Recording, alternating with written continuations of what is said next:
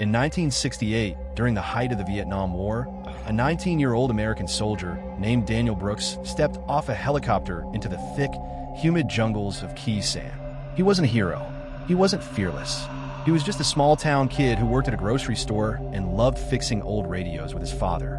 He carried one thing everywhere: a folded letter from his younger sister, Emily. She wrote to him every week, but one letter never arrived. Days in Vietnam were an endless blur of green jungle, red mud, and a constant echo of explosions. Daniel's unit lived with danger in every step: hidden traps, snipers, ambushes from shadows that never showed a face. Yet what frightened Daniel the most wasn't the enemy. It was the loneliness, the feeling that the world he knew was thousands of miles away. One night, during a rare, quiet moment, Daniel sat with his friend Cooper, a medic. Cooper asked, "What's keeping you going?" Daniel tapped his pocket where the folded letter rested. "My sister.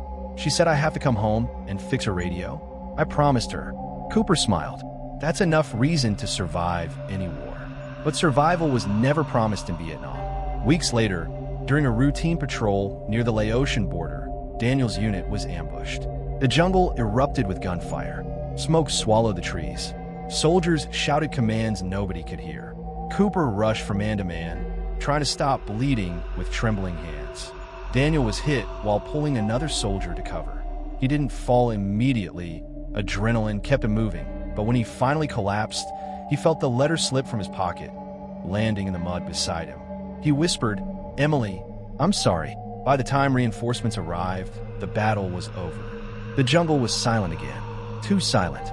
Back home months later, Emily sat on her porch holding a letter from the army. Her hands shook as she read it. Daniel had died a hero, saving another soldier.